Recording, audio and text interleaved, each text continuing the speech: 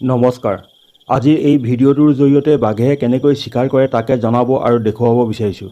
ভিডিঅ'টো চাই উপকৃত হ'লে ছাবস্ক্ৰাইব, লাইক, শ্বেয়াৰ আৰু এটা সুন্দৰ কমেণ্ট দিবলৈ নাপাহৰিব।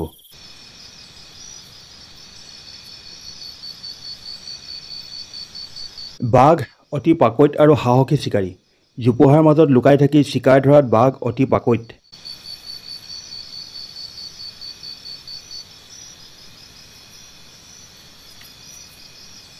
বাঘে সাধাৰণতে সন্ধিয়াৰ সময়ত বা গধূলি হোৱাৰ লগে লগে চিকাৰত জঁপিয়াই পৰে।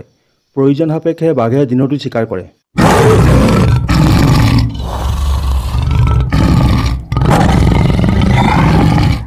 বাঘে যিকোনো দিশৰ পৰা নিজৰ চিকাৰক আগুৰি ধৰি শৰীৰৰ সমস্ত শক্তি প্ৰয়োগ কৰি চিকাৰক ভাৰসাম্যহীন কৰি পেলায়।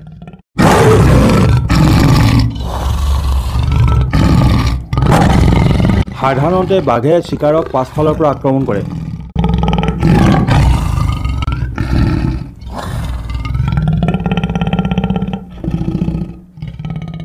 বাঘে চিকাৰক খেদি খেদি চিকাৰ কৰাতকৈ জোপোহাৰ মাজত লুকাই থাকি প্ৰায় 150ৰ পৰা 200 মিটাৰ ভিতৰতহে চিকাৰ কৰিবলৈ চেষ্টা কৰে। যদি 150ৰ পৰা 200 মিটাৰৰ ভিতৰত চিকাৰ সফল নহয় তেন্তে সেই চিকাৰ পৰিত্যাগ কৰে।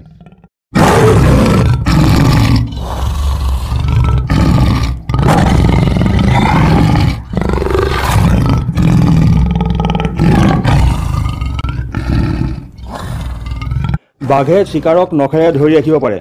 সৰু সৰু চিকাৰবোৰৰ নাকত বা ডিঙিত কামুৰি ডিঙি ভাঙি পেলায় আৰু ডাঙৰ চিকাৰৰ ডিঙিত বা মুখত কামুৰি শ্বাসৰুদ্ধ কৰি হত্যা কৰে।